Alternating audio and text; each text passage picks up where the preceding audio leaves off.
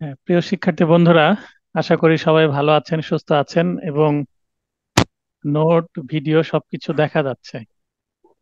আচ্ছা, শেফালী আপুকে লাইনে আসার সুযোগ দিয়েছে, একটু কাইন্ডলি বলবেন যে সবকিছু ঠিক আছে কিনা, দেখা যাচ্ছে কিনা, শোনা যাচ্ছে কিনা। আসসালামু আলাইকুম স্যার। জি স্যার, দেখা ওয়ালাইকুম যাচ্ছে, আসসালাম। শোনাও যাচ্ছে। আচ্ছা, আপনার যদি নয়েজ না হয় আপনি লাইনে থাকতে পারেন, অথবা যদি নয়েজ হয় আপনি মিউট করেও দিতে পারেন। তো আজকে ঠিক আছে আমাদের স্যার। প্রথমে আলোচনার বিষয় গত দুইটি ক্লাস টেস্ট, অর্থাৎ ক্লাস টেস্ট 1, যেটা আমাদের 3 তারিখে হয়েছে এ মাসের, পেনাল কোডের উপরে 4টি টপিক ছিল: punishment, right of private defence, abetment, short note. এবং আরো একটি ক্লাস টেস্ট হয়েছে আমাদের। সেই ক্লাস টেস্টে দুইটি টপিক ছিল। এই পিডিএফটা ক্লাস শেষে আপনাদেরকে গ্রুপে দিয়ে দেওয়া হবে, ভিডিও পাবেন, এটার রেকর্ডিং ভিডিও পাওয়া যাবে এবং এই পিডিএফটা পাওয়া যাবে ক্লাস শেষে। তো এটা, যেই জায়গায় আপনাদের প্রবলেম আছে, বিশেষ করে 2 নম্বর ক্লাস টেস্টের প্রথম প্রশ্নটি মোটামুটি সবারই প্রবলেম ছিল। মানে কেউ লিখতে পেরেছেন, আবার কেউ লিখতে পারেননি। তো এই কারণেই সেখানে আপনাদের অনেকের প্রবলেম আছে। অনেকেই সেটা নম্বরই পাননি, আবার 2-1 করে পেয়েছেন 5-এর মধ্যে।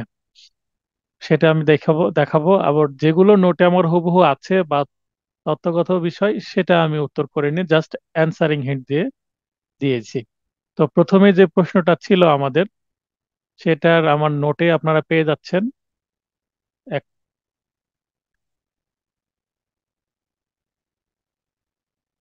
চতুর্থ সংস্করণ যে নোট, এটাতে আপনারা পেয়ে যাবেন আত্মরক্ষার অধিকার বলতে কি বোঝায়, আত্মরক্ষার অধিকারের পরিধি কতখানি, এইটা নোটে আছে।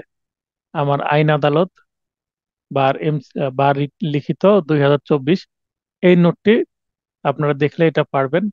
এখন প্রবলেমেটিক প্রশ্নগুলোর উত্তর করা আছে এখানে। এর আগে জাস্ট অ্যানসারিং হিন্ট ছিল সংক্ষেপে, এবার আমি বিস্তারিত উত্তর দিয়ে দিয়েছি।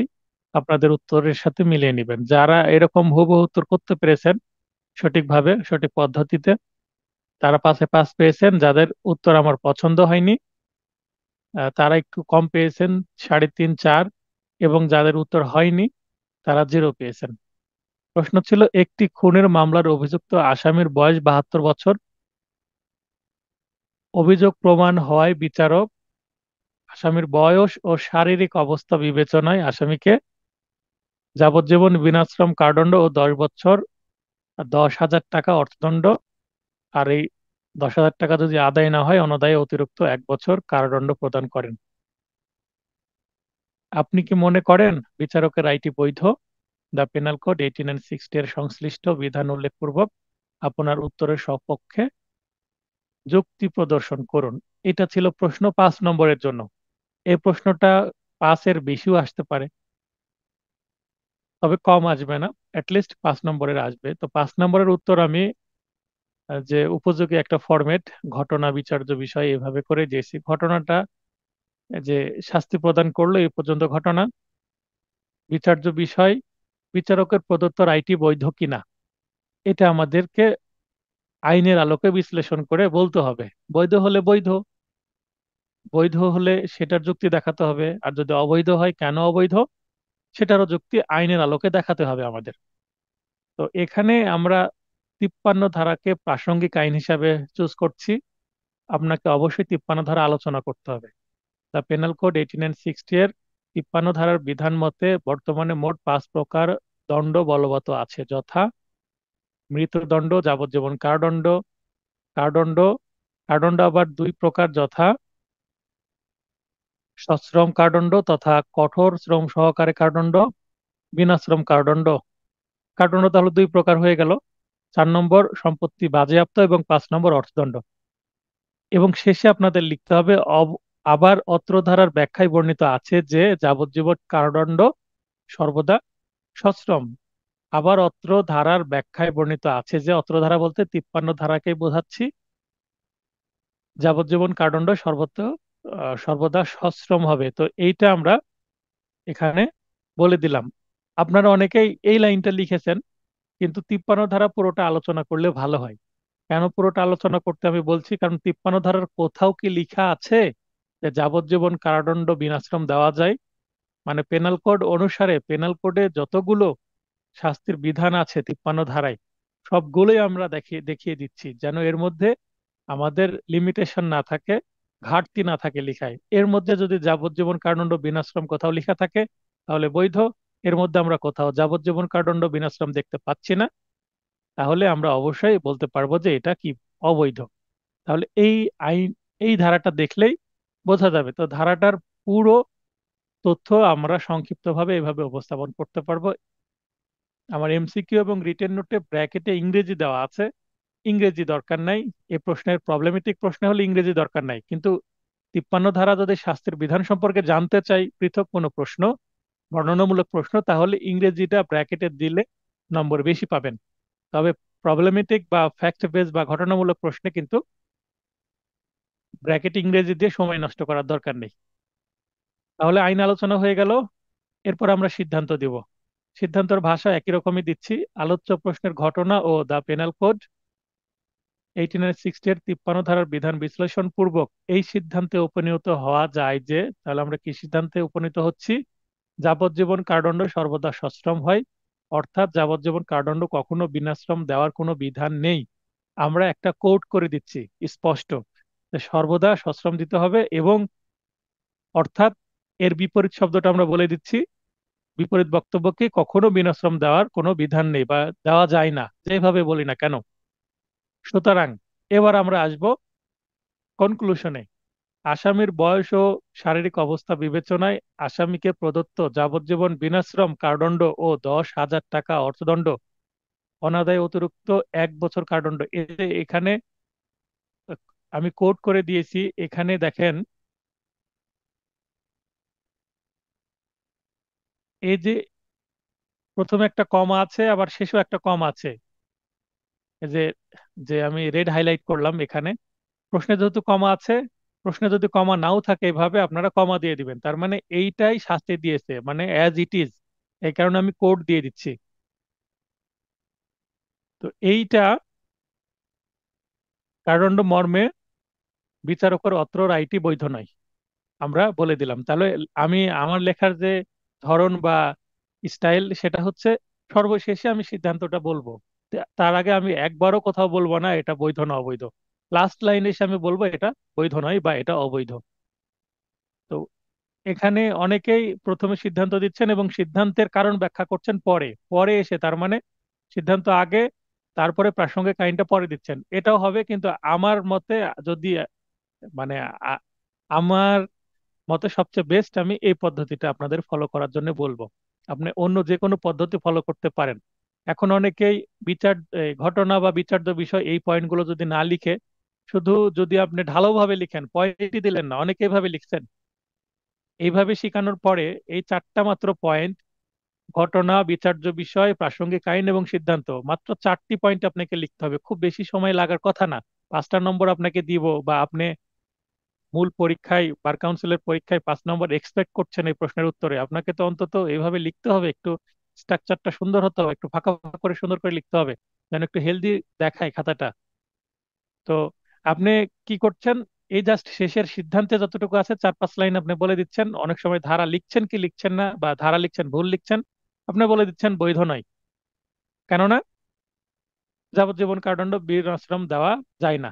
আপনি জাস্ট এতটুকু লিখলেন, এতটুকু থেকে 5 নম্বর আপনি আশা করতে পারেন? আপনি নিজেকে প্রশ্ন করবেন, তাহলে এটার উত্তর পাবেন।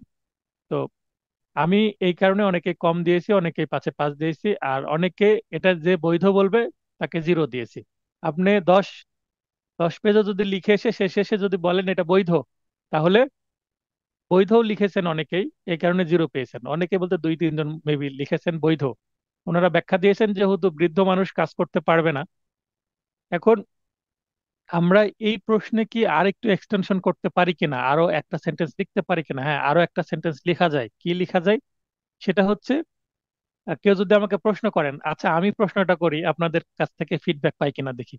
আচ্ছা, এখানে বিচারক যে অবৈধ রায় দিয়েছেন, এটা যদি বৈধ রায় দিতেন তাহলে কি দিতে হতো ওনাকে? যদি বয়স বিবেচনায় যদি নেন তাহলে কি রায় দিতে হতো, যেহেতু যাবজ্জীবন দেওয়া যাচ্ছে না, আর যাবজ্জীবন দিতে হলে সশ্রমই দিতে হবে। তাহলে এই রায়টাকে বৈধ তৈরি করার জন্য ওই বিচারককে কি রায় দেওয়া উচিত ছিল, রায়টা কি হতে পারতো? কেউ কি সাজেস্ট করবেন?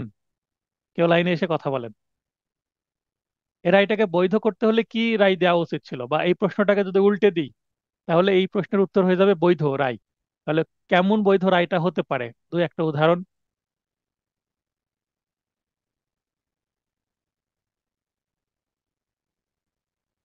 কেউ নিজে থেকে আসছেন না, মিলন ভাই লাইনে আসবেন তো, নিজে থেকে বলেন। আচ্ছা, শিবলি ভাই লাইনে আসেন। জি, আসসালামু আলাইকুম। ওয়ালাইকুম আসসালাম, বলেন এটা বৈধ রায় করতে হলে কিভাবে করা যায়? এটা আমরা তো দেখছি যে খুনের শাস্তি হচ্ছে মৃত্যুদণ্ড বা যাবজ্জীবন কারাদণ্ড। সেক্ষেত্রে তাকে তো আসলে রায় যদি বৈধ হতে হয় তাকে তো যাবজ্জীবন কারাদণ্ডের আহ, আদেশই দিতে হবে। এখানে যেহেতু খুন করেছে, তাহলে হয় তাকে কি দিতে হবে, না এখানে তো 10 বছর দেওয়ার বিধান নাই। অনেকে বলছে 10 বছর দিতে হবে। তো 10 বছর দেওয়ার তো বিধান নাই, 302 ধারায় তো 10 বছর দেওয়া যায় না। 304 ধারায় 10 বছর দেওয়া যায়, তাই না শিবলি ভাই? জি। তো কালপেবল হোমিসাইড হলে 10 বছর দেওয়া যায়, 10 বছর দেওয়া যাবে না। তাহলে ওনাকে কি দিতে হবে? ওই আপনার মৃত্যুদণ্ড দিতে হবে, অথবা যাবজ্জীবন সশ্রম কারাদণ্ড দিতে হবে। সে শ্রম করতে পারুক আর না পারুক, সে তো অপরাধ করেছে, তাই নয় কি? যেহেতু জি। খুন প্রমাণিত হয়েছে, সেহেতু উনি বয়স্ক ঠিক আছে, কিন্তু তাকে যাবজ্জীবন সশ্রম দিতেই হবে, অথবা তাকে মৃত্যুদণ্ড দিতে হবে। তাহলে সেটা যদি বলে মৃত্যুদণ্ড দিয়েছে, তাহলে যদিও সেটা কি হয় অমানবিক যদি মনে করে, কিন্তু আইন অনুসারে সেটা বৈধ হবে। তাহলে এই প্রশ্নটা যদি লেখা হয় যাবজ্জীবন সশ্রম কারাদণ্ড দিয়েছে, তখন উত্তর হয়ে যাবে কি বৈধ। আমাকে 53 ধারায় আলোচনা করতে হবে। সাথে আপনারা 302 ধারা আলোচনা করতেই পারেন, কারণ 302 ধারায় কি কি সাজা আছে সেটাও আমরা বলতে পারি, এই সাজার বাইরে যাওয়ার সুযোগ নাই তার। 302 ধারাও এখানে আলোচনা করা যেতে পারে। সেটা প্রশ্নের উত্তরটা আরো কি হবে, সুন্দর হবে, তাই নয় কি? জি। তো 5 নম্বরের প্রশ্নের জন্য এতটুকু এনাফ। 302 ধারা যদি বিধানটা এখানে যুক্ত করে দেন, শাস্তির বিধানটা আরো সুন্দর হবে। এই অপশন আপনাদেরকে রাখছি, আপনারা নোট করে নেন। আমি আপনাদেরকে 75% নম্বর যেন পান, বা 70% নম্বর পান, একটা ভালো সেফ পজিশনে যান, এই ধরনের প্রস্তুতি নেওয়াচ্ছি। আপনাকে 80-র উপরে পেতে হবে বা 90 পেতে হবে এই ধরনের আলোচনা করা মানে আমি প্রস্তুতি নেওয়াচ্ছি না। যদি নেওয়াতাম তাহলে এই লেখাটা আরো বড় করতে পারতাম আমি। আমাকে যে সময় পাচ্ছেন না পড়াশোনা করার জন্য, অনেকেই ফোন করছেন আমাকে যে ভাই বা স্যার, আমি তো পড়াশোনার সময় পাচ্ছি না, আমার প্রস্তুতি কি ভালো হচ্ছে, আমি কি পাশ করতে পারবো, আমাকে একটু দেখবেন আলাদাভাবে। তো আমি এটাই সাজেস্ট করব, আমার ক্লাসগুলো যদি করতে না পারেন নিয়মিত, অন্তত ভিডিওগুলো দেখবেন আর পরীক্ষা দেওয়ার চেষ্টা করবেন।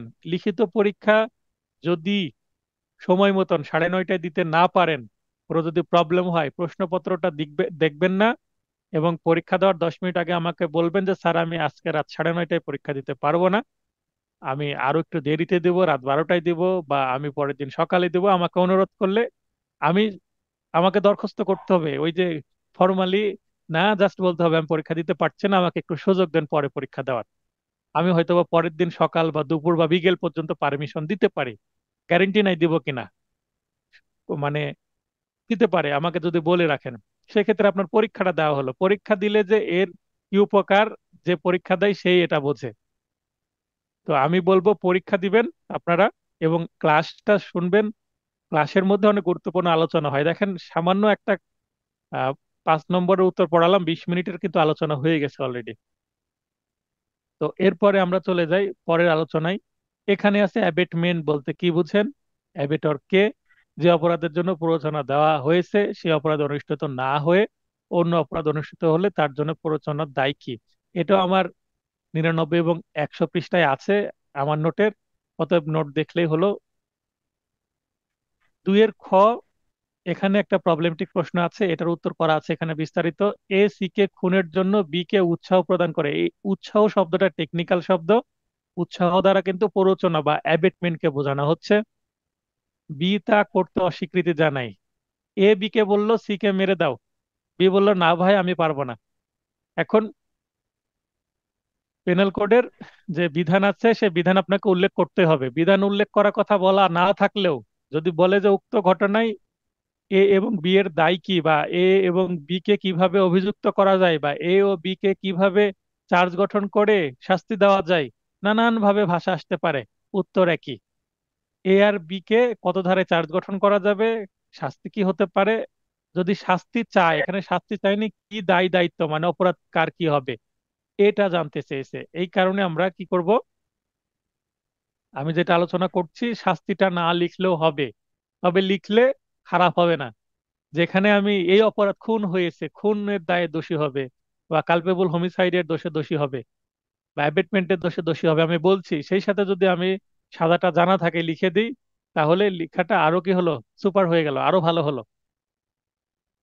তাহলে এই যে দেখেন লিখার টিপস একটা দিয়ে দিয়ে এই মুহূর্তে প্রশ্ন আসছে 2-এর খ, আমি এখানে 2 লিখবো, ব্র্যাকেটের মধ্যে খ লিখবো, লিখবো নং প্রশ্নের উত্তর। এটা লিখবো খাতার মাঝখানে। প্রথম টিপস, কিভাবে লেখা শুরু করব, 2 ব্র্যাকেটে খ নং প্রশ্নের উত্তর মাঝখানে লিখবো, এবং এইটা আমি আন্ডারলাইন করে দেব। আমার যদি সময় থাকে আমি পেন্সিল দিয়ে আন্ডারলাইন করব, সময় যদি না থাকে আমি ওই যে কলম দিয়ে লিখছি কালো কালির কলম দিয়ে আন্ডারলাইন করব। ভিন্ন কালির যদি কলম ইউজ করতে চাই বা হাইলাইটার ইউজ করতে চাই, শুধুমাত্র আমরা হাইলাইটার, আমি যে হাইলাইটার ইউজ করছি এটা হচ্ছে গ্রিন, অথবা আপনি ইউজ করতে পারেন ইয়েলো হাইলাইটার। তবে হাইলাইটার ইউজ করা রিস্কি। আপনি যদি এক্সপার্ট না হন হাইলাইট ইউজ করার জন্য, পিছনের লেখাটা ভিজে যাবে, ওপর দিকে চলে যাবে। অতএব হাইলাইটারটা আমি কি করছি, নিরুৎসাহিত করছি আপনি যদি এক্সপার্ট না হন, এবং হাইলাইটার ইউজ করতে গিয়ে আপনার লেখা অন্যদিকে চলে যেতে পারে। তাহলে আপনি কি করতে পারেন, আপনি ভিন্ন কালের কলম ইউজ করতে পারেন, বল পেন ইউজ করতে পারেন। যেমন আমি একটা কলম এখানে শো করছি, এটা একটা দেখেন, একটা গ্রিন কালারের কলম। তো এই ধরনের আপনি বল পয়েন্ট ইউজ করেন। আপনি গ্রিন বা ব্লু ইউজ করতে পারেন, গ্রিন বা ব্লুর বাইরে অন্য কোনো কালার ইউজ করবেন না। আর সতর্ক হচ্ছে লাল কালি ইউজ করবেন না, বা অরেঞ্জ কালার ইউজ করবেন না, লালের কাছাকাছি শেডের বা পিঙ্ক কালার ইউজ করবেন না। সেটা হাইলাইটার হোক, বল পেন হোক, বা সিগনেচার পেন হোক, এগুলো ইউজ করবেন না। তাহলে আমি কি বলছি, মাঝখানে লিখেন, দেখেন 2 খ নং প্রশ্নের উত্তর, এর থেকে সংক্ষিপ্ত আর কি লেখার কোনো মানে সিস্টেম আছে? না, এটা সবচেয়ে চমৎকার এবং সংক্ষিপ্ত। অনেকেই লিখছেন 2 নং প্রশ্নের উত্তর এবং বামে এসে পরের লাইনে ক লিখছেন, আবার পরে যে খ লিখছেন। এই পদ্ধতিটা আমি কি করছি, নিরুৎসাহিত করছি। আপনি 2-এর সাথেই ক লিখে দেন, এবং যখন খ লিখবেন আবার লিখেন 2-এর খ নং প্রশ্নের উত্তর, 2-এর ক নং প্রশ্নের উত্তর, 2-এর খ নং প্রশ্নের উত্তর। ক খ এর জন্য আলাদা 2, এই কথাটা মাঝখান দিয়ে লিখতে হবে। বামে ছোট করে আপনি ক বা খ লিখলেন, আতস্বী কাজ দিয়ে কি পরীক্ষক আপনার ক খ কোথায় আছে খুঁজে দেখবে? আপনি মাঝখানে এইভাবেই লিখে আন্ডারলাইন করে দেন। আপনি আন্ডারলাইনটা আবার স্ট্রেট করতে পারেন, ডাবল আন্ডারলাইন করতে পারেন, অথবা ঢেউ করতে পারেন, মানে ওয়েভ, ঢেউর মতো করা যায়। যদি আপনার এক টানে না লিখতে চান, অনেকে স্কেল ধরে আন্ডারলাইন করতে মানে চাইবেন, স্কেল ধরে আন্ডারলাইন করা যায় যদি আপনার হ্যান্ডরাইটিং ফাস্ট হয় এবং আপনি যথেষ্ট সময় পান সেই ক্ষেত্রে। এরপরে চলে যাচ্ছে এই প্রশ্নের ঘটনা। ঘটনা তো কি জানি, এখানে উক্ত ঘটনায় এ এবং বি এর দায়ী দায়িত্ব ব্যাখ্যা করতে হবে। তো এ সি কে খুনের জন্য বি কে উৎসাহ প্রদান করে, বি তা করতে অস্বীকার জানায়, এতটুকুই ঘটনা। এবং দায়ী দায়িত্ব কি এটা? তাহলে ঘটনা এবং বিচার্য বিষয় আমরা প্রশ্ন থেকে কিন্তু পেয়ে যাচ্ছি, হুবহু আমরা তুলে দিচ্ছি, কপি পেস্ট। এবার এবার আমরা প্রাসঙ্গিক আইন, তো এই প্রশ্নের উত্তর করতে গেলে, এ আর বি কে সাজা দিতে গেলে কোন ধারাটা প্রাসঙ্গিক, আমরা সেই প্রাসঙ্গিক ধারাটা দ্য পেনাল কোড 18 and 60 এর 108 ধারার বিধান মতে যে অপরাধে ইচ্ছাকৃতভাবে সহায়তা বা প্ররোচনা প্রদান করে তাকে প্ররোচনা দাতা বা অপসহায়তাকারী বা অ্যাবেটর বলা হয়। এখানে অ্যাবেটরের যে ডেফিনেশন বা সংজ্ঞাটা এক লাইনে দেওয়াটা জরুরি। কেন? এ তো অ্যাবেটরের কাজ করেছে, তাহলে এ যে অ্যাবেটর এটা তো আমাকে বোঝাতে হবে আইন দিয়ে। তাই এখানে অ্যাবেটরের সংজ্ঞা দিয়ে দিলাম। পরের লাইনে আবার অত্র ধারার দ্বিতীয় ব্যাখ্যায় বর্ণিত আছে যে প্ররোচিত কার্যটি সংঘটিত হওয়া আবশ্যক নয়, মানে কাজ হোক আর না হোক প্ররোচনা দিলেই হবে আর কি। অর্থাৎ অপরাধটি সংঘটিত হোক বা না হোক, কিংবা প্ররোচনা মোতাবেক উক্ত কার্যটি করতে সম্মত না হলেও বি তো সম্মত হলো না, তাই এই কথাটা আমি লিখলাম। প্ররোচনাদাতার অপরাধ হবে, তার মানে এ বি কে বললো ভাই সি কে তুমি মেরে দাও, আর বি এ কে বলছে না ভাই আমি মারতে পারবো না, আমি অপরাধ করব না। তাহলে সে অস্বীকৃতি জানালো। তো এই ঘটনায় এ কিন্তু অপরাধ করে ফেলেছে বলার সাথে সাথে, কিন্তু বি অস্বীকার করার বি এর কিন্তু কোনো দায় নাই, বোঝাই যাচ্ছে। তো এই এতটুকু অন্তত প্রাসঙ্গিক আইন আপনাকে দিতে হবে, ব্যাখ্যাটুকু দিতে হবে, এবং ধারাটা দিতে হবে। যদি ধারা মনে না থাকে অ্যাবেটরের সংজ্ঞা দিবেন। আর ধারা মনে আছে, কত নম্বর ব্যাখ্যা মনে নাই, ব্যাখ্যা দ্বিতীয় ব্যাখ্যায় আছে এটা বলার দরকার হবে না। তবে দ্বিতীয় ব্যাখ্যা বলতে পারলে পারফেক্ট হবে উত্তর। যদি ব্যাখ্যা বলতে না পারেন, জাস্ট বলবেন 108 ধারার বিধান মতে। শহীদ ভাই হাত উত্তোলন করেছেন, কথা বলেন।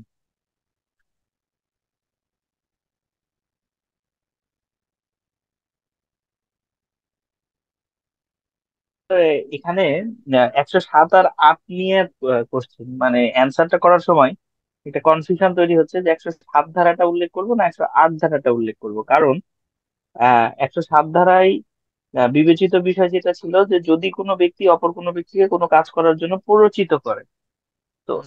এটার সাথে 108-এর সিমিলারিটিজ মনে হয়। তো এই দুইটা মানে অ্যান্সার করার সময় কি টেকনিক ইউজ করে বা কিভাবে বোঝা যাবে যে আমি 107 ধারা দিয়ে ব্যাখ্যা করবো না 108 ধারা দিয়ে ব্যাখ্যা করবো প্ররোচনার ক্ষেত্রে? আমি এটার আপনার প্রশ্ন উত্তর দিচ্ছি। এই যে দ্বিতীয় ব্যাখ্যায় বলা আছে প্ররোচিত কার্যটি সংঘটিত হওয়া আবশ্যক নয়, মানে কাজটা হোক আর না হোক যে প্ররোচনা দেবে তার অপরাধ হবে, এইটা কিন্তু 108-এ আছে, 107-এ নাই। তার মানে আপনি যদি বলেন যে আমি কি এটা 107 আলোচনা করব, আপনি 107ও আলোচনা করতে পারেন সংক্ষেপে। প্রথমে 107 আলোচনা করলেন অ্যাবেটমেন্টটা কি, তারপরে 108-এ অ্যাবেটর কি, অ্যাবেটর কে, সেটা আলোচনা করলেন, শেষে ব্যাখ্যাটা দিলেন। মানে আসলে এইটার দ্বিতীয় ব্যাখ্যায় যেটা বলা আছে কাজ না হলেও অপরাধ হবে, এটাই কিন্তু মূল উত্তর। কিন্তু আপনাকে তো একটা জি। ফরম্যাটের মধ্যে আসতে হবে, একটা তো গোছানো অবস্থা আসতে হবে, তাই নাকি? এখন আপনি আপনার বাসায় যদি কোনো মেহমান আসে, আপনি কোনো কিছু যদি পরিবেশন করতে চায়, আপনি যদি চা পরিবেশন করেন, আপনি শুধুমাত্র 1 কাপ চা হাতে করে ধরে নিয়ে এসে দিয়ে দিলেন, এটাও পরিবেশন হলো, আপনি তো চাই পান করাচ্ছেন। আবার যদি আপনি কি করেন, একটা ট্রের উপরে একটা পিরিজ নিলেন, পিরিজের উপরে চা কাপটা নিলেন, এবং যদি সম্ভব হয় ফ্রিজের পাশে আরেকটা ছোট পাত্রে হয়তো 2 একটা বিস্কিট দিলেন, 1 গ্লাস পানি দিলেন, এটাও কিন্তু চা পরিবেশনও হলো। আমি কি বোঝাতে পারলাম, কি বোঝাতে চাচ্ছি? না, আমি বুঝতে পারছি, কিন্তু আমার মানে কনফিউশনে পড়ে যাচ্ছি যে অপরাধের প্ররোচনা 107-এর যে তিনটি ক্ষেত্র, এই তিনটি ক্ষেত্রের সাথে প্রশ্নটা মানে আমার সেন্সে আমার বোঝার হয়তো ঘাটতির কারণে মিলে যাচ্ছে বারবার। যে আমার মনে হচ্ছে যে এটা আমি 107-এ তো ব্যাখ্যা করলে অ্যান্সার হচ্ছে, সেখানে আমি 108-এ কেন যাব? বা পরীক্ষার হলে যদি এমন কিছু হয় যে আমার কাছে এখানে মনে আমি হচ্ছে একশো আপনাকে, সাত দিয়ে হ্যাঁ এটা আমি কমপ্লিট করা বুঝেছি। সম্ভব। আপনার 107 দিয়ে উত্তর করলে এটার নম্বর আমি 0 দিব। এটার এটার যুক্তি কি, 108-এর ব্যাখ্যাতেই বলা আছে জাস্ট প্ররোচনা দিলেই কি হবে, অপরাধ হবে। অপরাধটি সংঘটিত না হলে এটা অপরাধ হবে কিনা, এটার উত্তর আপনি 107-এ পাবেন না, 108-এ আসতে হবে আপনাকে। আমি কি বোঝাতে পারলাম না এখনো পারিনি? আমি এখনো ক্লিয়ার পুরোটা হয়নি, বুঝতে পারিনি। আপনি কি 108 ধারার ব্যাখ্যাটা নিজে পড়েছেন, যেটা আমি এখানে কোট করেছি বিআর অ্যাক্টে? হ্যাঁ, ব্যাখ্যাটা আমি আজকে না, বিয়ার রাখছে না, আপনার নোট থেকে আমি পড়ছি আজকে সকালে 2বার, এটা আচ্ছা, নিয়েই বেশ এখানে সময় দিছি এখানে কিন্তু। হ্যাঁ, এখানে আমি আপনাকে বলি, যেখানে 108 ধারার ব্যাখ্যা স্পষ্ট বলে দিচ্ছে যে সংগঠিত হোক বা না হোক সেটা অপরাধ হবে, এটা নাও। 107 ধারা এইভাবে নাই বলা। এভাবে কি বলা হ্যাঁ। আছে? না, না, না, না, এটা এভাবে তো নাই, এই কারণে শুধু একশো প্ররোচনা আটকে দিতে পারবে। হ্যাঁ, 108-কে এই কারণে অ্যাভয়েড করা যাচ্ছে না। স্পেসিফিক যদি আমি বলি 108-এই যাচ্ছে, ঠিক আছে। 107 যদি আচ্ছা। আপনি যুক্ত করেন, ওই যে চায়ের সাথে বিস্কিট দেওয়ার মতন হবে, সেটাও প্রাসঙ্গিক, উত্তর আরো ফাইন হবে। কিন্তু 108 আপনাকে ব্যাখ্যাটা দিতেই হবে। এবং যদি আপনার মনে না থাকে কত নম্বর ব্যাখ্যায় আছে, আপনি জাস্ট 108 ধারার বিধান মতে বলে দিলেই হবে। ব্যাখ্যাতে আছে কিনা সেটাও যদি মনে না থাকে, জাস্ট 108 ধারা জি। বিধান মতে পরিচিত কাজটি সংগঠিত হওয়া আবশ্যক নয়, অপরাধটি হোক বা না হোক প্ররোচনাদাতার অপরাধ হবে। এতটুকু আপনি জাস্ট বলতে পারলে নিজের ভাষায় আপনার উত্তর হয়ে যাবে। এরপরে সিদ্ধান্ত। জি। তাহলে ওকে, আমরা থ্যাংক ইউ। আলোচ্য প্রশ্নের, আচ্ছা, আলোচ্য প্রশ্নের ঘটনা ও পেনাল কোডের 108 ধারা বিধান বিশ্লেষণ পূর্বক এই সিদ্ধান্ত উপনীত হওয়া যায় যে আপনারা এই সিদ্ধান্তে উপনীত হওয়া যায় যে, বা বলতে পারেন এই প্রতীয়মান হয় যে এই দুই ভাষা ইউজ করতে পারেন, অথবা আপনি নিজে কোনো ভাষা ব্যবহার করতে পারেন। সেটা আমার যদি মন মতো হয়, আমার যদি পছন্দ হয়, আমি সেটাকে অ্যাপ্রুভ করবো, না হলে বলবো এই ভাষা ইউজ করবেন না। আপনি এক্সপেরিমেন্ট করেন আমার পরীক্ষায়। এ সি কে খুনের জন্য বি কে উৎসাহ প্রদানের কারণে এ সি কে খুনের জন্য বি কে প্ররোচনা প্রদানের জন্য দায়ী হবে। তাহলে এখানে উৎসাহ শব্দটাকে আমি কনভার্ট করে প্ররোচনায় নিয়ে আসলাম, কারণ উৎসাহ বলে কোনো শব্দ কিন্তু আইনে নাই, কিন্তু উৎসাহ দ্বারা প্ররোচনা বোঝাচ্ছে, এটা আপনাকে বুঝিয়ে দিতে হবে উত্তরের মধ্যে। তবে বি সি কে খুন করতে অস্বীকৃতি জানানোর জন্য উক্ত ঘটনায় বি এর কোনো দায় নেই, মানে বি এর কোনো অপরাধ হবে না। উত্তর হয়ে গেল। এরপরে 3 নম্বর প্রশ্ন উত্তর টিকাগুলো ছিল, যেটা আমার নোটের 120 থেকে 23 পৃষ্ঠা দেখলেই পাবেন। এরপরে আমরা চলে যাই ক্লাস টেস্ট 2, যেটা 10 তারিখে অনুষ্ঠিত হয়েছে এই মাসেরই। এইটার সবচাইতে মানে আপনাদের কাছে কঠিন প্রশ্ন ছিল 1 নম্বর প্রশ্ন, the causing of the death of a child in the mother's home is not homicide, the penal code 1806 এর সংশ্লিষ্ট ধারার বিধান উল্লেখপূর্বক আলোচ্য বক্তব্যটি ব্যাখ্যা করুন। এই প্রশ্ন আমি 5 নম্বরের জন্য দিয়েছি। এই ধরনের প্রশ্ন 10 নম্বর পর্যন্ত আসতে পারে। তাহলে আমি যে উত্তরটা এখানে আপনাদের জন্য প্রিপেয়ার করে দিয়েছি, প্রস্তুত করে দিয়েছি, এটা 8 নম্বর পর্যন্ত সাপোর্ট করবে, মানে আপনি 8 নম্বর পর্যন্ত পাবেন। 5 থেকে 8-এর জন্য পারফেক্ট আছে যে উত্তরটা আমি এখন পড়বো। যদি 10 নম্বরের জন্য আসে, কি করবেন, কতটুকু বৃদ্ধি করবেন, সেটাও আমি বলে দেবো মৌখিকভাবে, আপনি নোট করে নেবেন। তাহলে আমি যেভাবে বলছি 1-এর ক আপনি এভাবে লিখবেন, 1-এর ক নং প্রশ্নের উত্তর। এটা সবচেয়ে সুন্দর পদ্ধতি। আপনি যখন, আমি এটা বারবার বলছি, যখন ব্যাখ্যা চাইবে কোনো বক্তব্য, ব্যাখ্যামূলক প্রশ্ন একটা কোড দিয়ে দিল, একটা ইংরেজি সেন্টেন্স দিল, অথবা একটা ল্যাটিন টার্ম বা ল্যাটিন সেন্টেন্স দিল, অথবা একটা বাংলা বাক্য দিল, দিয়ে যদি সেটা ব্যাখ্যা করতে বলে বা বিশ্লেষণ করতে বলে, আপনাকে শুরুই করতে হবে ওই সেন্টেন্সটা দিয়ে। এটা হচ্ছে ফার্স্ট রুল। প্রথম টিপ প্রথম টিপ হচ্ছে, প্রথম নিয়ম হচ্ছে আপনি সেই সেন্টেন্সটা দিয়ে আপনাকে শুরু করতে হবে। তাহলে সেন্টেন্সটা কি ছিল, এবং সেন্টেন্সটা কোটেশন মার্কের মধ্যে ছিল, আপনাকে কোটেশন দিয়ে বা ইনভার্টেড কমার মাঝখান দিয়ে শুরু করতে হবে। The causing of the death of a child in the mother's home is not homicide, এইটা আপনাকে প্রথমে লিখতেই হবে, এটা দিয়েই শুরু করেন। এটার ভিন্ন যদি কোনোভাবে লিখেন, আমার মন মতন উত্তর হবে না। এটা দেওয়ার পর, এটা যেহেতু ইংরেজি সেন্টেন্স, যদি ইংরেজি সেন্টেন্স হয় তাহলে এটার বাংলাটা আপনাকে অনুবাদ করে দিতেই হবে। যদি ল্যাটিন টার্ম হয়, তাহলে ল্যাটিনের ইংলিশ প্লাস বাংলা বোথ আপনাকে ট্রান্সলেশন করে দিতে হবে। এটা ইংরেজি, তাই এটার শুধু বাংলা দিলেই হচ্ছে। আশা করি বুঝতে পেরেছেন। ইংরেজি থাকলে অবশ্যই আপনাকে বাংলা দিতে হবে।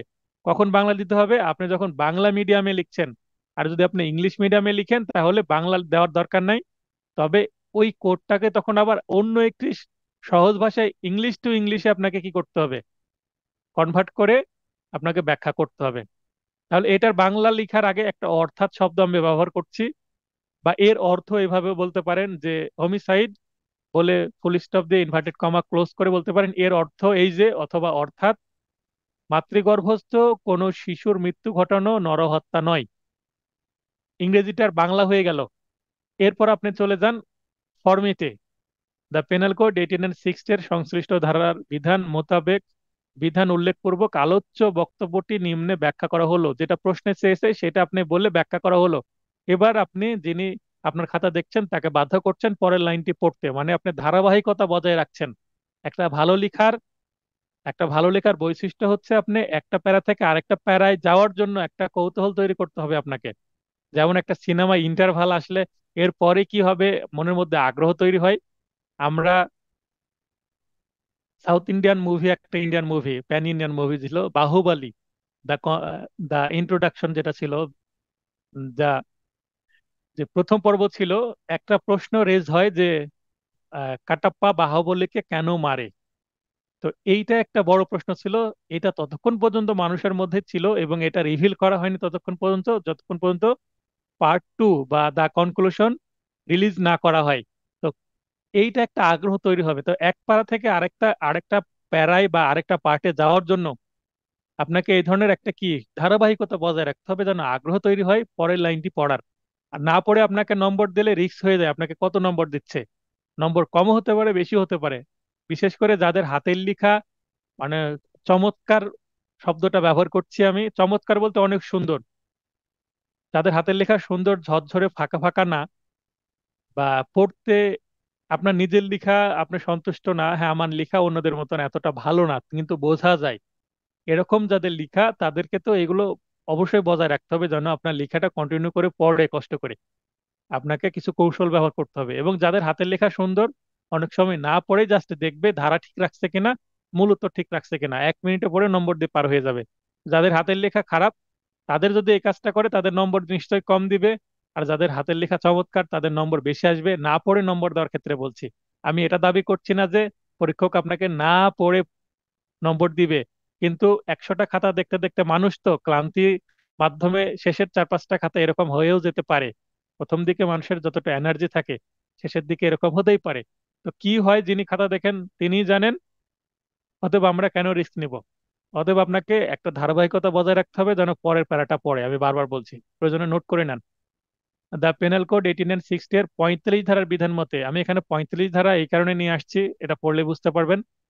জীবন বলতে শুধুমাত্র মানব জীবন বোঝাবে, এবং 46 ধারা বিধান মতে মৃত্যু বলতে শুধুমাত্র মানব মৃত্যুকে বোঝাবে। সুতরাং অত্র ধারা দুইটির বিধান মতে, এই দুইটি ধারা যদি একসাথে আমরা পড়ি, তাহলে মাতৃগর্ভস্থ কোনো শিশুকে শুধুমাত্র ভ্রূণ বা ফিটাস হিসাবে গণ্য করা হয়। মায়ের গর্ভে যে শিশুটা আছে, যতক্ষণ না তার শরীরের পুরোটা বা আংশিক ভূমিষ্ঠ হচ্ছে, যেটাকে ইংরেজিতে বলা হচ্ছে ক্রোনিং, মানে মায়ের গর্ভ থেকে সন্তানটা বের হয়ে আসছে, সামান্য যদি দেখা যায়, ক্রোনিং দেখা যায়, বা ভ্রূণ শিশুতে পরিণত হয়, ততক্ষণ না তাকে কি করা হবে, 45 ধারা মতে তাকে, তার জীবনকে মানব জীবন ধরা যাবে না। সে পেটের ভেতরে আছে, গর্ভের ভেতরে আছে, মানে তাকে ফিটাস বা ভ্রূণ হিসেবে গণ্য করতে হবে। এই লাইনটা আপনাকে দিলে এই লেখাটা অনেক চমৎকার হবে। ব্যাখ্যামূলক প্রশ্নের উত্তর লেখা আপনি সৃজনশীল একটা বিষয়, এবং সৃজনশীলতা চর্চা করা সবচেয়ে বড় জায়গা ব্যাখ্যামূলক প্রশ্নে। ব্যাখ্যামূলক প্রশ্নের নম্বর পাওয়াটা খুবই টাফ। আপনি ভালো লিখতে পারলে অনেক বেশি পাবেন, আবার ভালো লিখতে না পারলে নম্বর খুবই কমে আসবে। তাহলে আমি এটা দ্বারা বোঝালাম যে মায়ের গর্ভে যেহেতু সন্তান, সেই সন্তানকে মেরে ফেললে সেটা কি হবে না, অ্যাকচুয়ালি হত্যা হবে না। কেন হত্যা হবে না? কারণ সেটা তো মানব জীবন বলাই হচ্ছে না, কারণ সেটা একটা ভ্রূণ। আবার দ্য পেনাল কোড 1860 এর 299 ধারার তৃতীয় ব্যাখ্যার বিধান মতে মাতৃগর্ভস্থ কোনো শিশুর মৃত্যু ঘটানো নরহত্যা নয়। এটা আইনের কথা বলছি। কিন্তু যদি শিশুটির শরীরে আংশিক ভূমিষ্ঠ হয়, এক্ষেত্রে শিশুটি শ্বাস প্রশ্বাস গ্রহণ না করলেও এমন শিশুর মৃত্যু ঘটানো নরহত্যা হবে। তাহলে একটু বের হলেও নরহত্যা হবে। সেটা কালপেবল হোমিসাইড হতে পারে, মার্ডারও হতে পারে, সেটা ভিন্ন প্রশ্ন। কিন্তু জাস্ট নরহত্যা হবে কিনা, না ভিন্ন অপরাধ হবে, সেটাই। এবার আমরা শেষে কনক্লুশনে বলবো কি, উপরোক্ত আলোচনার প্রেক্ষিতে প্রতীয়মান হয় যে the causing of the death of a child in the mother's Om is not homicide. তাহলে আশা করি সবকিছু ঠিক আছে। পলি আপুকে একটু লাইনে আসার জন্য অনুরোধ করছি, একটু লাইনে এসে বলবেন সবকিছু ঠিক আছে কিনা। জি স্যার, ঠিক আছে, সবকিছু ঠিক আছে, আচ্ছা। তো আপনার শুনতে পাচ্ছি। একটি প্রশ্ন, হ্যাঁ আপনার একটি প্রশ্ন ছিল, আপনি লাইনে থাকেন, যে এই যে প্রশ্নের উত্তরটা কিভাবে লিখবো, এবং এটা তো লিখলাম কিন্তু নম্বর একটু কম পেলাম কেন, আর কিভাবে আপনার লেখার মানটাকে আরো উন্নত করা যায়। তো আপনি গত 2টি পরীক্ষায় প্রথম হয়েছেন, আপনাকে অভিনন্দন। আর আমি চাইবো আপনি যেন আরো ভালো করেন, এবং আপনারও সেই ইচ্ছা আছে, সেই প্রচেষ্টা আছে, সেটা দেখে আমার ভালো লাগছে যে আপনি ফার্স্ট হওয়ার পরেও ভাবছেন আমাকে আরো ভালো করতে হবে। নিজেকে, নিজের সাথে নিজেকে কি করতে হবে, প্রতিযোগিতা করতে হবে নম্বরটাকে আরো বাড়ানোর জন্য।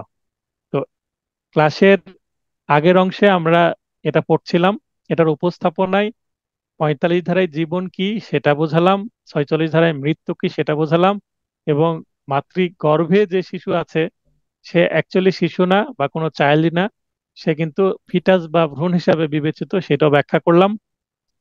এবং 299 ধারার তৃতীয় ব্যাখ্যায়, কত ব্যাখ্যায় আছে যদি মনে না থাকে জাস্ট ধারাটা উল্লেখ করলে ফাইন হবে। তো সেটা কি বলা আছে, সেটা আমরা মাতৃগর্ভস্থ কোনো শিশুর মৃত্যু ঘটানো, নরহত্যা নয়, যদি একটু অংশ বের না হয়। আর একটু অংশ যদি বের হয় আর যদি শ্বাস প্রশ্বাস নাও চলে, তবুও সেটা নরহত্যা হবে। সেটা কালপেবল হোমিসাইড হবে না মার্ডার হবে, সেটা ভিন্ন প্রশ্ন, সেটা এই প্রশ্নের বিষয় না। তো এখানে আমরা কনক্লুশনে যাব।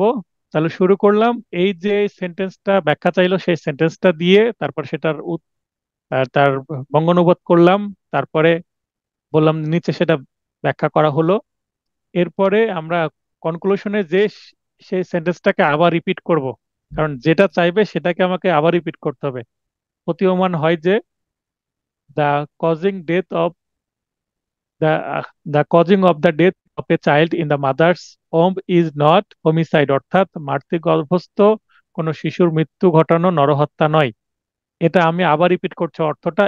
এবার আমরা শেষে যে আরেকটু যুক্ত করছি, তবে দ্য পেনাল কোড 18 এর 312 ধারার বিধান মতে মাতৃগর্ভস্থ কোনো শিশুর মৃত্যু ঘটানো গর্ভপাতকরণ বা ইংরেজিতে কজিং মিসক্যারিয়েজ হিসাবে গণ্য হবে, যা একটি শাস্তিযোগ্য অপরাধ। এবার পলে আপু বলবেন যে এই প্রশ্নের এইভাবে উত্তর করলে এই উত্তরটা আপনার কাছে কতটুকু মানে সন্তোষজনক মনে হচ্ছে। আপনি যেহেতু প্রথম হয়েছেন, আপনার মতামত বা আপনার যে চিন্তা ভাবনা, সেটাকে সম্মান জানিয়ে আপনাকে প্রথমে জিজ্ঞাসা করছি, এই উত্তরটুকু আপনার কাছে কতটুকু সন্তোষজনক মনে হচ্ছে? Are you satisfied for this answer? জি স্যার, প্রথমে আপনাকে ধন্যবাদ জানাই আমাকে অভিনন্দন জানানোর জন্য।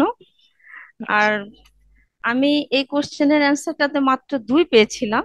তখন আমার বারবার মনে হচ্ছিল কিভাবে লিখলে আরেকটু ভালো করা যায়। আমার মাথায় আসেনি যে আমি ওই 45-46 ধারাটাকে টেনে নিয়ে এসে একটু জীবন মৃত্যুর ব্যাখ্যা দিই।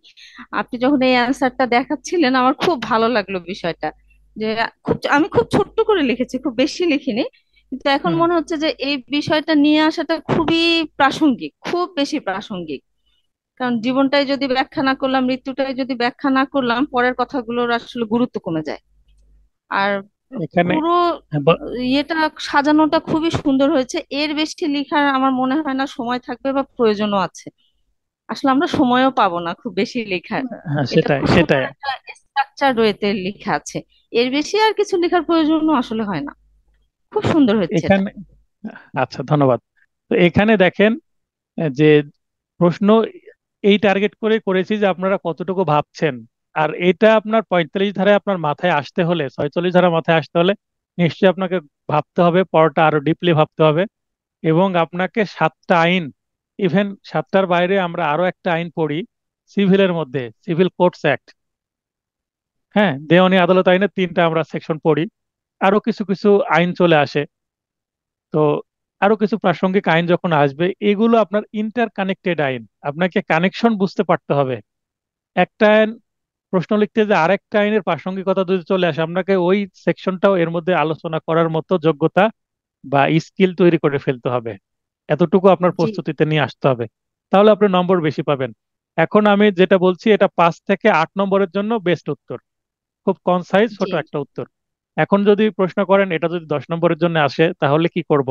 আপনি এই যে 112 ধারা, 113 ধারা, এগুলোতে যে মিসক্যারিয়েজের যে সাজাগুলো আছে সেগুলো আপনি এরপরে লিখে দেন, আরেকটু বৃদ্ধি পেয়ে গেল।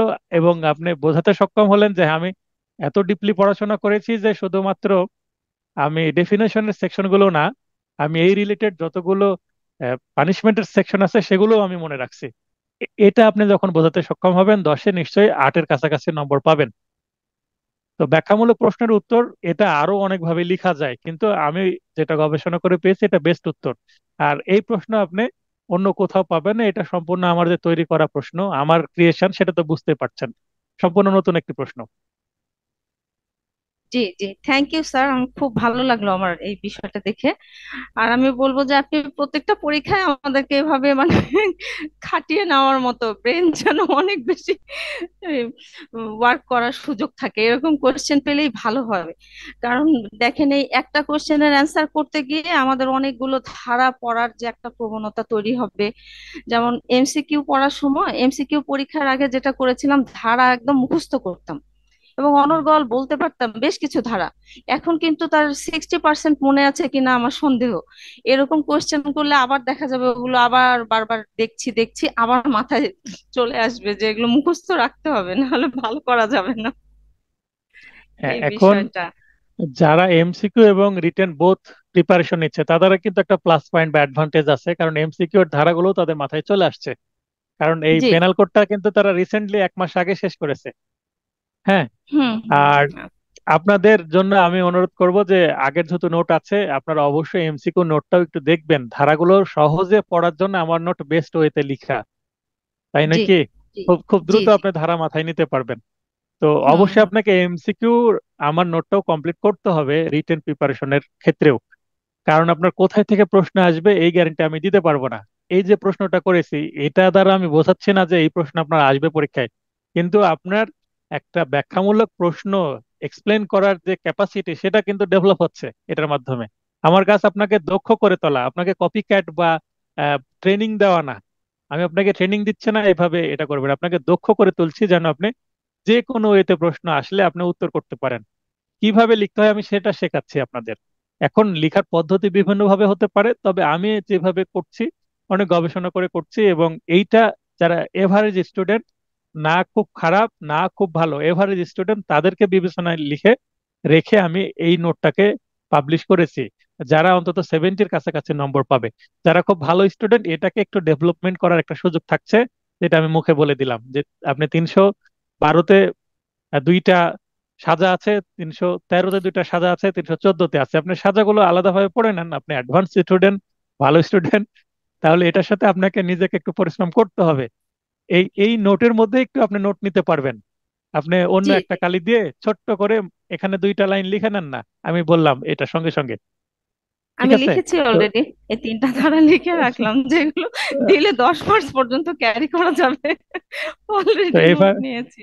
হ্যাঁ, তো আপনাকে এইভাবে নিজেকে তৈরি করে নিতে হবে। আর আপনার যদি এক্সপেকটেশন হোক 10 আসলেও আমি এতটুকুই লিখবো, 5 দিলেও আমার সমস্যা নাই, আমি পাশ করলে মিটে গেল। তো আমাদের চেষ্টা করতে হবে যে আমরা 100 নম্বরের আনসার করব। অ্যাটলিস্ট যদি 80 পর্যন্ত অ্যান্সার করা যায় তবুও পাশ করা সম্ভব এখনকার প্রশ্ন পদ্ধতিতে, যেহেতু ছোট ছোট প্রশ্ন। তো ঠিক আছে, জি। আপনার যেহেতু নয়েজ হচ্ছে না আপনি লাইনে থাকবেন, কোনো জায়গায় ফিডব্যাক দরকার হলে ফিডব্যাক দিবেন। আর অন্যদেরকেও বলবো, আমি ক্লাসে যখন পড়াচ্ছি কোনো জায়গায় প্রবলেম হলে, যেমন একটু আগে শহীদুল ভাই লাইনে আসছিলেন, উনি প্রাসঙ্গিক আলোচনা করেছেন, তার আলোচনাটাকেও আমি সম্মান জানাই। তার পক্ষ থেকে নিজ নিজ প্রবলেম আমাকে বলবেন। তবে লাইভ ক্লাসের প্রবলেম বলার আগে যদি আগে হোয়াটসঅ্যাপে একটু আমাকে হিন্টস দেন যে স্যার এই বিষয়টা আমার প্রবলেম, একটু যদি লাইভ ক্লাসে আলোচনা করতেন, তো সেটা যদি লাইভ ক্লাসে আলোচনা উপযোগী টপিকে আপনি জানতে চান, নিশ্চয়ই লাইভ ক্লাসে আলোচনা করব, যেন সবাই উপকৃত হয়, আমার স্টুডেন্ট প্লাস আমার ইউটিউবে যারা আমার সাবস্ক্রাইবার সবাই। আর যদি দেখি সেটা ছোট একটা বিষয় সবার জন্য প্রযোজ্য না, আপনাকে একা জানালেই হবে, আমি হোয়াটসঅ্যাপে আপনাকে ফোন দিয়ে জানিয়ে দেবো। তো এই ব্যাচে আমি এই প্রবণতা খুব কম দেখছি যে আমাকে হোয়াটসঅ্যাপে নক কম আসছে এই মুহূর্তে। হ্যাঁ, নক আসবে আমি জানি। আপনারা যখন পড়াশোনা ডিপলি করতে শুরু করবেন, গুরুত্ব বেশি দিবেন পরীক্ষার 1-2 মাস আগে, তখন আমি প্রচুর চাপ পাবো। কিন্তু এই মুহূর্তে আমি চাচ্ছি আপনারা এখনই সিরিয়াস হন। মনে করেন 15 দিন পর পরীক্ষা, এইভাবে পড়াশোনা করেন, পড়াশোনা ঠিকই হবে। তো আচ্ছা, এরপরে আমরা পরের প্রশ্নে চলে যাই। পরের প্রশ্ন প্রবলেমেটিক প্রশ্ন। জেড বি কে আঘাত করলো, ফলে বি ক্রোধে উদ্দীপ্ত হয়ে পড়লো। মানে একজন আরেকজনকে আঘাত করলো, এই আঘাতের ফলে বি রেগে গেল। আগন্তুক এ উক্ত ক্রোধের সুবিধা নিয়ে জেড কে হত্যার উদ্দেশ্যে, এখানে দেখেন হত্যার উদ্দেশ্য, হত্যার উদ্দেশ্য বলতে ইন্টেনশন অফ ডেথ, বি এর হাতে একটি ছোরা দিয়ে, ছোরা বলতে একটা শার্প উইপন, ধারালো অস্ত্র, চাকু, তাকে সহায়তা করলো। ছোরাটি দিয়ে বি জেড কে হত্যা করলো। এতটুকু ঘটনা। এবার বলছে পেনাল কোডের যে বিধান, সেই বিধান অবশ্যই উল্লেখ করবেন এবং উক্ত ঘটনায় এ এবং বি এর দায় দায়িত্ব ব্যাখ্যা করুন।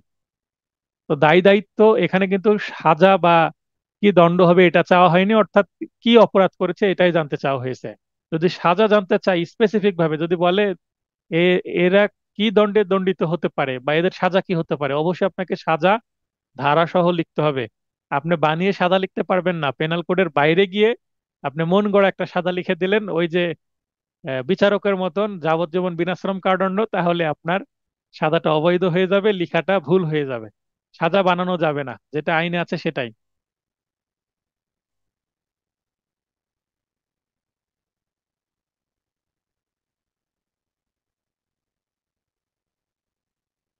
তো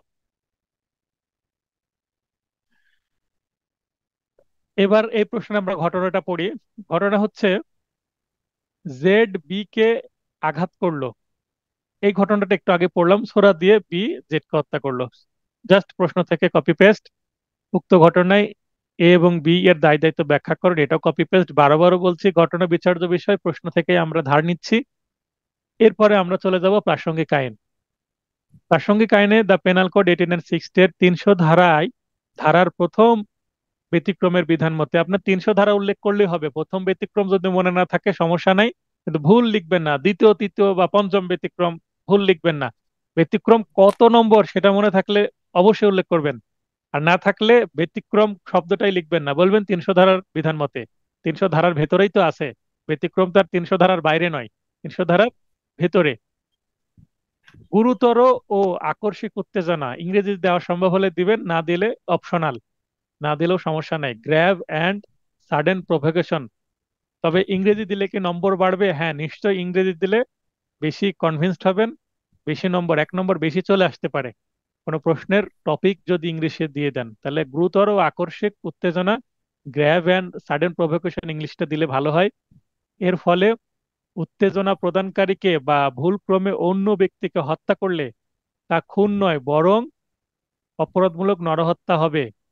তবে শর্ত থাকে যে এখানে আপনি এই যে খুন, এখানে ব্র্যাকেটে মার্ডার আর অপরাধমূলক নরহত্যা হবে, এর মাঝখানে ব্র্যাকেটে কালপেবল হোমিসাইড ইংলিশটাও অ্যাড করতে পারেন। এটা ডেভেলপমেন্টের একটা জায়গা আপনার থাকছে। এরপরে তবে শর্ত থাকে তিনটা ব্যাখ্যা। প্রথমত, নিজেই নিজেকে আকস্মিক উত্তেজনা প্রদান করা যাবে না। দ্বিতীয়ত, আকস্মিক উত্তেজনাটি কোনো আইনানুগ কাজের মাধ্যমে হবে না। এবং তৃতীয়ত, আকস্মিক উত্তেজনাটি আত্মরক্ষার মাধ্যমে হবে না।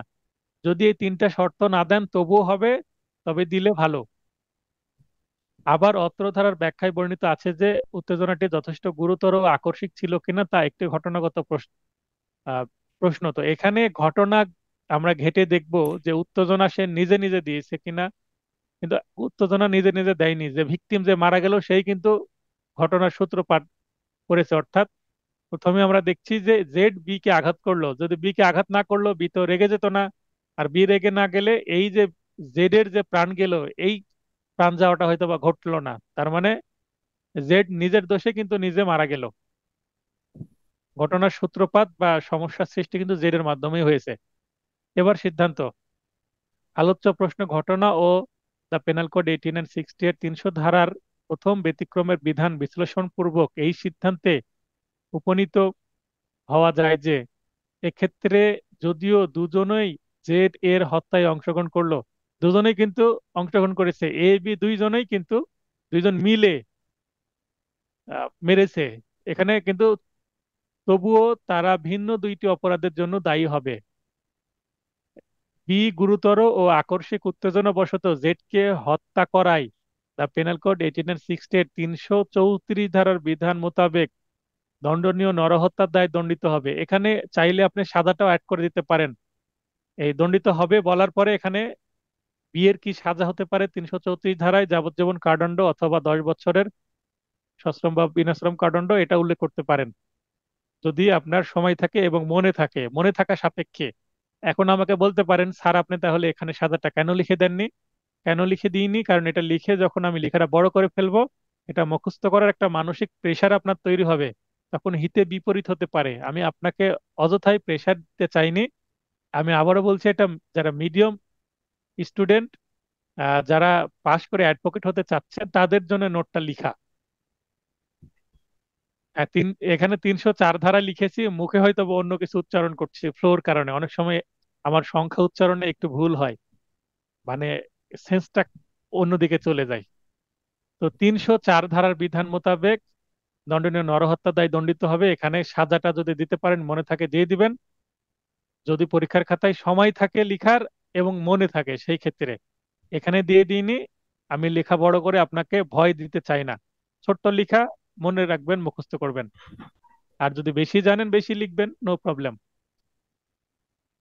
অপরদিকে এ পরিস্থিতির সুযোগ গ্রহণ করে, পরিস্থিতির সুযোগ কিন্তু গ্রহণ করলো এ, এই ভাষাটুকু কিন্তু আমি নিজের থেকে তৈরি করেছি। আপনার নিজের ভাষা আপনি দিতে পারেন, কিন্তু অবশ্যই অর্থটা যেন কি হয়, উপযুক্ত হয়। অসঙ্গতিপূর্ণ ভাষা দিবেন না, সঙ্গতি যেন থাকে। এ পরিস্থিতির সুযোগ গ্রহণ করে পরিকল্পিতভাবে জেডকে হত্যার অভিপ্রায়ে, প্রশ্নে ছিল হত্যার উদ্দেশ্যে, সেটাকে আমি পরিবর্তন করে হত্যার অভিপ্রায়ে লিখলাম, কোনো সমস্যা নেই। আপনি হত্যার উদ্দেশ্যে লিখলেও সমস্যা নেই। জেড এর হত্যা সংগঠনে সহযোগিতা করে, জেড কে কিন্তু এ জেড এর শরীরে কিন্তু টাচও করেনি। জেড যে মারা গেল, এ কিন্তু জেড এর শরীরে টাচ করেনি, জাস্ট একটা ছোরা বিয়ের হাতে ধরাই দিছে, বি কাজটা করেছে।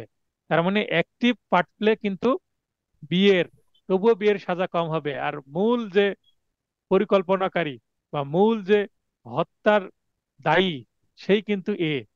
তাই জেড এর হত্যার সংগঠনের সহযোগিতার জন্য বা সহায়তার জন্য দ্য পেনাল কোড 1860 এর 109 ও 302 ধারার বিধান মোতাবেক খুনের দায়ে দণ্ডিত হবে। এখানে 304 ধারা উল্লেখ করলাম, এটা বি এর চার্জ গঠনের ধারা। যদি প্রশ্নে আসে যে এ এবং বি কে কোন কোন ধারায় চার্জ গঠন করা যাবে, তখন আপনি বলবেন বি কে 304 ধারায় এবং এ কে 109 ও 302। 109 কেন? 109টা পড়ে যদি দেখেন, লেখা আছে যে অপরাধে সহায়তা করার জন্য শাস্তির বিধান স্পষ্টভাবে উল্লেখ নেই, সেক্ষেত্রে উক্ত অপরাধের অনুরূপ মানে সেম পানিশমেন্ট হবে। তাহলে 302 এ যে পানিশমেন্ট, সেই পানিশমেন্টই হবে। এখন এই মামলায় যদি দুইজনের একটা মামলা হয়, দুইজনকে অভিযুক্ত করে, তাহলে এ মামলার যে ধারা সে কি হবে, এখানে বি এর জন্য 304 আর এ এর জন্য হচ্ছে 109 এবং 302। এখানে 34 ধারা আসবে না। 34 ধারা এখানে আসবে না কেন? কারণ 109 34-এর কাজ করে দিচ্ছে। মানে যৌথ দায়টা এখানে আসবে না, কারণ 34 ধারায় দুইজনের সাজা সমান হয়। এখানে 38 ধারাটা একটু পড়ে নেবেন, 38 ধারার সাথে এখানে ম্যাচ করছে, 34 ধারার মানে বিপরীত। এখানে 109 ধারা দিয়েই কিন্তু অ্যাবেটমেন্ট বা খুনের সহায়তার ধারা হিসাবে 109 ধারাটা প্রাসঙ্গিক।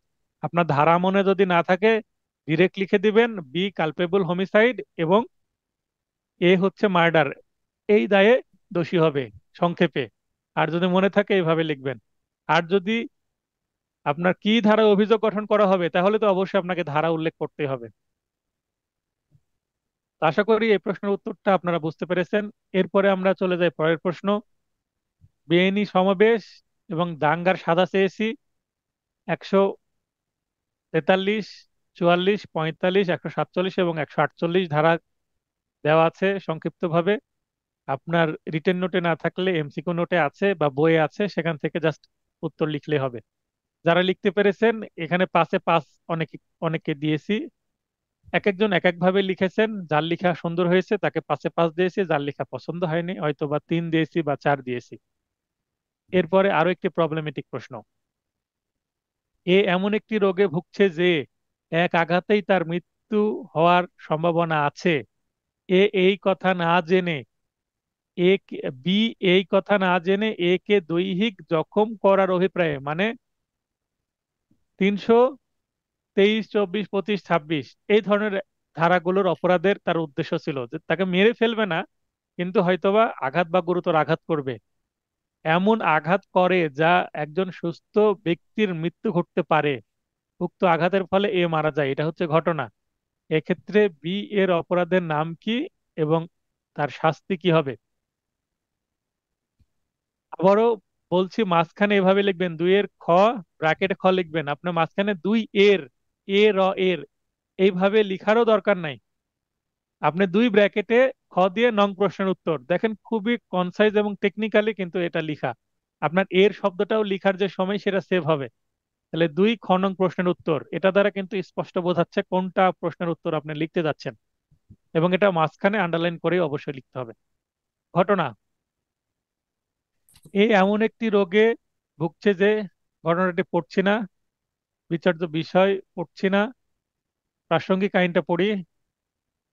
পেনাল কোডের 300 ধারার 3য় উপাদানের বিধান মতে, 3য় উপাদান মনে না থাকলে শুধু 300 ধারা বলবেন। এমন শারীরিক আঘাত বা ইনজুরি যা প্রকৃতির স্বাভাবিক নিয়মে মৃত্যু ঘটাবে, এমন শারীরিক আঘাতের মাধ্যমে কোনো ব্যক্তির মৃত্যু ঘটালে তা কোন হিসাবে গণ্য হবে? তাহলে এখানে আমি নীল কালির একটা আন্ডারলাইন করছি, কোনো ব্যক্তির, এই কোনো ব্যক্তির দ্বারা কি বোঝানো হচ্ছে? কোনো ব্যক্তির বলতে কত প্রকারের ব্যক্তির কথা বলা হচ্ছে? কেউ কি একটু, কোনো ব্যক্তি বলতে কাদেরকে বোঝানো হচ্ছে একটু ব্যাখ্যা হতে পারে? কোনো ব্যক্তি বলতে কেউ একটু লাইনে আসেন। আর পলি আপু লাইনে আছেন, আপনি যদি বলতে চান বলেন।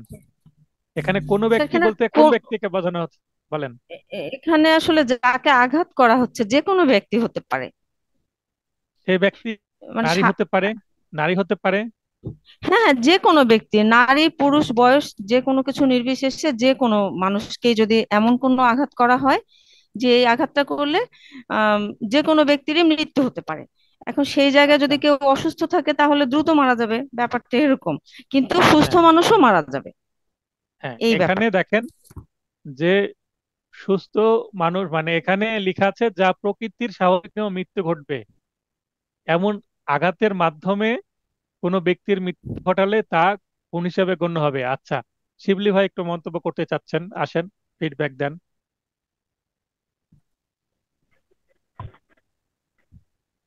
এটা ওটাই আর কি, প্রকৃতির স্বাভাবিক নিয়মে মৃত্যু হওয়ার মতো জ্ঞান যার আছে, মানে এটা একজন স্বাভাবিক ব্যক্তি যিনি প্রকৃতির স্বাভাবিক নিয়মে মৃত্যু এখানে হবে বলে এখানে যার জানা আছে।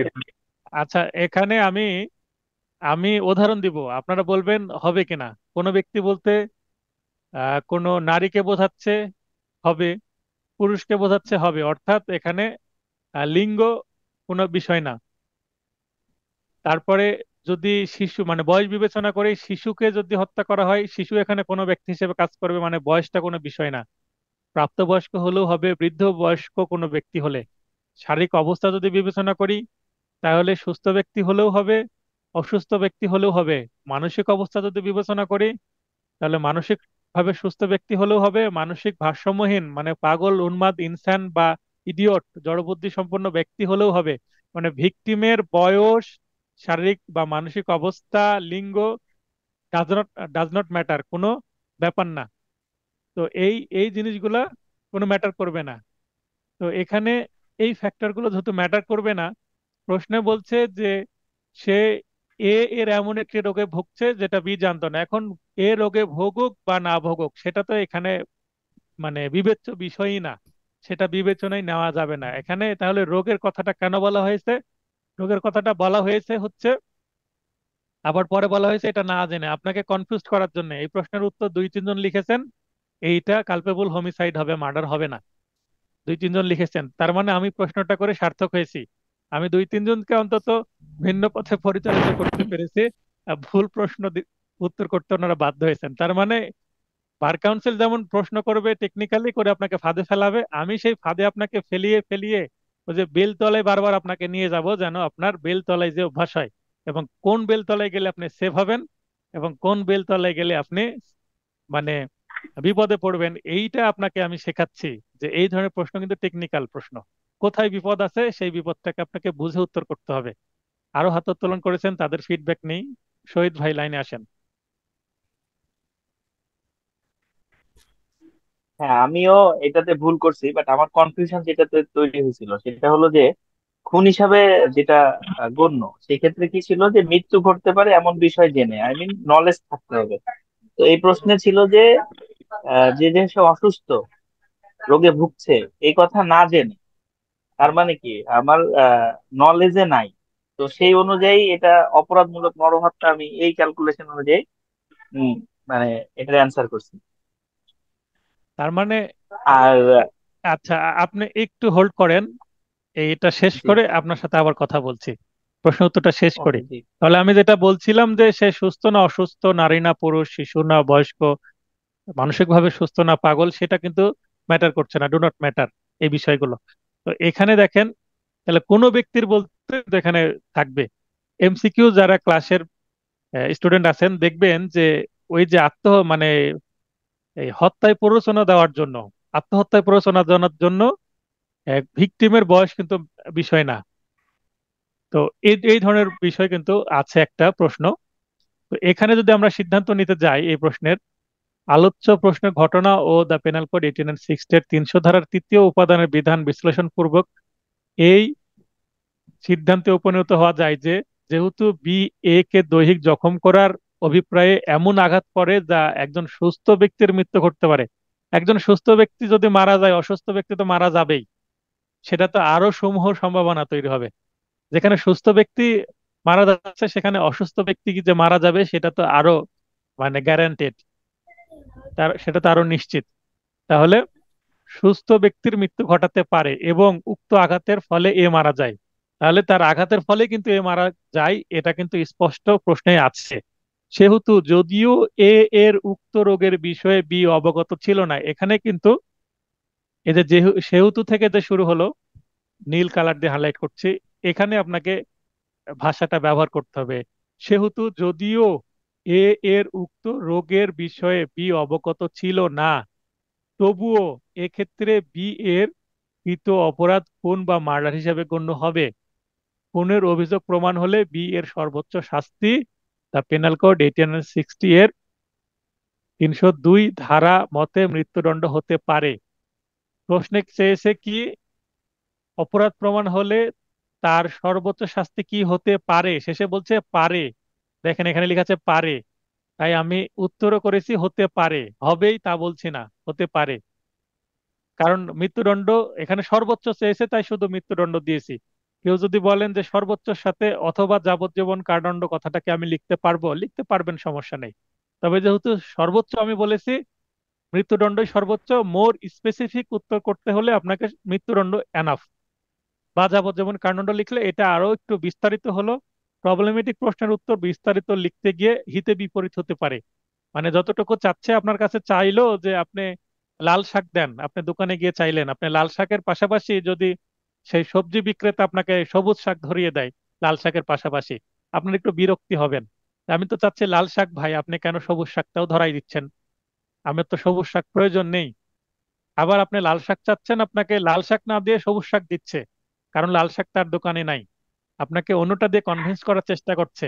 এই ধরনের যদি উত্তর করেন, একটা চাইলেও আরেকটা উত্তর দেন, তাহলে তো জিরো পাবেন। তো আশা করি এই লাল শাক এবং সবুজ শাকের উদাহরণ দিয়ে বোঝালাম, যেটা চাইবে লাল চাইলে লাল, সবুজ চাইলে সবুজ দিবেন, যা চাইবে তাই উত্তর দিবেন। বেশি দিতে গেলেও কিন্তু হিতে বিপরীত হতে পারে, কারণ মানুষ খাতা দেখবে, বেশি লিখলে বিরক্ত হতে পারেন তিনি। এখন শহীদ ভাই বলবেন যে এখানে আপনার যে কনফিউশন ছিল যে দ্বিতীয় ব্যাখ্যায় নলেজ, এখানে নলেজ না, শারীরিক আঘাত মানে ইনজুরি, নেচার অফ ইনজুরিটাই এখানে ফ্যাক্ট। এই প্রশ্নের যে যে জায়গা ক্যাচ বা এই প্রশ্নের পয়েন্টটা কি, নেচার অফ ইনজুরি।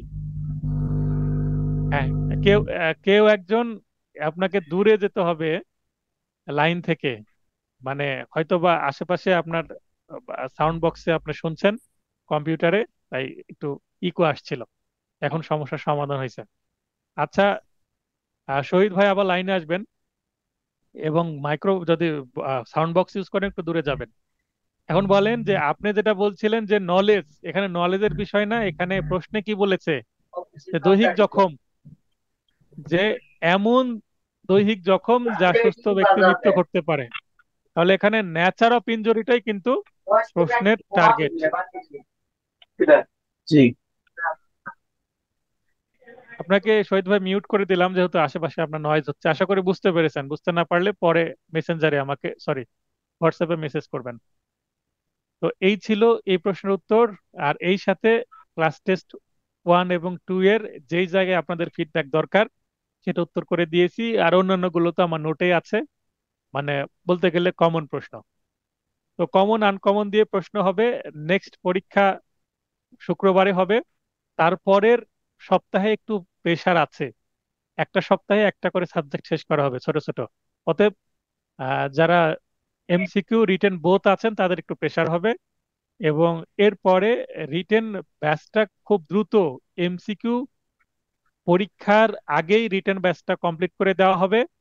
দেওয়ার পরে আমরা মডেল টেস্টে এবং মডেল টেস্টে চলে যাবো, এবং রিভিশন ক্লাসে আরো প্রবলেমেটিক প্রশ্ন আমি তৈরি করছি, পিডিএফ আকারে দিয়ে দিব। কেউ চাইলে প্রবলেমেটিক প্রশ্ন কি নিতে পারবেন, প্রিন্ট আউট করে কুরিয়ার নিতে পারবেন, সেটা অপশনাল।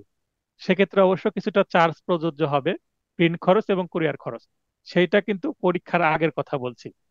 তাহলে কোর্সটা আমি দ্রুত কমপ্লিট করে দেবো। রিটেন কমপ্লিট করে দেওয়ার পর আমি রিভিশনে যাব, মানে আমি একটা মিডিয়াম স্পিডে যাব, একেবারে স্লো যাব না, আবার ফাস্ট স্পিডেও যাব না। আপনাকে এই স্পিডে আমার ট্রেনটাকে ধরে ঝুলে থাকতে হবে বগির মতন। আমি ট্রেনের ইঞ্জিনের মতন ছুটতে থাকবো, আপনারা আমাকে যেন ধরে আগাতে পারেন, এভাবে প্রস্তুতিটা হবে। তাহলে আমরা যদি পরীক্ষার 1 মাস আগে, এমসিকিউ পরীক্ষার 1 মাস আগে আমি রিটেন কোর্স কমপ্লিট করে ফেলবো, তাহলে এমসিকিউ এর 1 মাস আগে কি হবে, আপনাদের পিডিএফটা দিয়ে দিব। প্রবলেমেটিক প্রশ্নের আনসার থাকবে না, জাস্ট প্রশ্ন থাকবে। আপনারা নিজে প্র্যাকটিস করবেন, ভেবে ভেবে খুঁজে বের করবেন কোথায় আছে এটা। ঠিক আছে? তো যদি আপনারা খুঁজে না পান, তখন আমি এইভাবে উত্তর করে দেব। কারণ সেই প্রবলেমেটিক প্রশ্ন থেকে কিন্তু আপনাদেরকে মডেল টেস্ট নেওয়া হবে, আর প্রচুর মডেল টেস্ট হবে, অতএব টেনশন নাই, পরিশ্রম কিন্তু যথেষ্ট হবে। 2023 সালে 1 মাস সময় ছিল, খুব একটা প্র্যাকটিস করাতে পারেনি, আশানুরূপ ফল আমার আসেনি, বাংলাদেশে কারো আসেনি। যারা অনেক মেধাবী স্টুডেন্ট তারাও কিন্তু কৃতকার্য হতে পারেননি সময় স্বল্পতার কারণে। এটা শুধুমাত্র আপনার না, 23 সালের সবাই আমরা অভাগা ছিলাম, মানে যারা পরীক্ষা দিয়েছেন। এবং আমি অভাগা এই কারণে, কারণ আমার কিছু প্রিয় স্টুডেন্টও পার হতে পারেননি, এবং সব কোচিং সেন্টারেরই একই অবস্থা। আশা করি এই সমস্যাটা এবার আমাদের অন্তত হবে না। আমি সর্বোচ্চ সাপোর্ট দিব। আপনার জায়গা থেকে যদি আপনি পরিশ্রম করেন, ডেফিনেটলি পাশ করবেন। এই দোয়া, পরিশ্রম, সাপোর্ট সবকিছুই আমার পক্ষ থেকে আমি দিয়ে যাব। তো আজকের এই ক্লাসটি আলোচনাগত দিক থেকে শেষ হলো। এই মুহূর্তে আমি প্রশ্নোত্তর পর্বে যাচ্ছি। প্রশ্নোত্তর পর্ব শেষে আমি কিছু লিখিত পরীক্ষার খাতায় কিভাবে লিখলে নম্বর ভালো পাওয়া যাবে, এই রিলেটেড কিছু ইনফরমালি আমি মৌখিকভাবে টিপস দিব। তো টিপস নেওয়ার আগে আপনারা প্রশ্ন করতে পারেন, যার যার প্রশ্ন আছে তিনি লাইনে এসে প্রশ্ন করবেন, আর যার প্রশ্ন নাই তিনি, আচ্ছা পলি আপু, আপনার কি কোনো প্রশ্ন আছে আজকের ক্লাসের পরে আর? স্যার, আমি খুব ভালো করে বুঝতে পেরেছি, এরকম জানার আর কিছু নাই, মানে এই বিষয়টা আমার কাছে এখন ক্লিয়ার, যেগুলো যে কয়েকটা কোশ্চেন আমরা সলভ করলাম। কিন্তু একটা বিষয় হচ্ছে কি, এগুলোর যদি একটা পিডিএফ আজকের অ্যান্সারিং শিটের আমাদের কাছে থাকে তো ভালো হয়। এটা তো এখনই আমি গ্রুপে দিয়ে দিব। আচ্ছা আচ্ছা, থ্যাংক ইউ স্যার, তাহলে আর একবার করে দেখতে পারবো, দেখলে কি একদম আরো ভালো ক্লিয়ার হয়ে যাবে। Thank you. ক্লাস ক্লাস শেষ করার সঙ্গে সঙ্গে এটা পিডিএফ দিয়ে দেবো। জি। আপনাদের আধা ঘন্টা দেরি হওয়ার কারণ কি বলেন ক্লাসের এই পিডিএফটা রেডি করতে?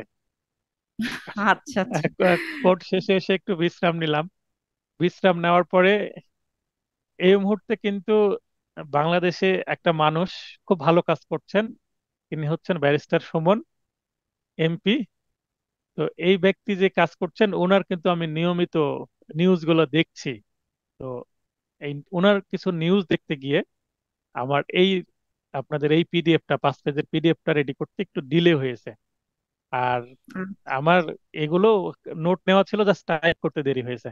এই কারণে আধা ঘন্টা ডিলে করলাম, রিভিশন করলাম যেন ভুল না হয়, এবং একটু পরিকল্পনা করলাম, একটু রেস্ট নিলাম, এবং এই চমৎকার ক্লাসটা উদাহরণ দিতে মানে আপনাদের ডেলিভারি দিতে পারলাম।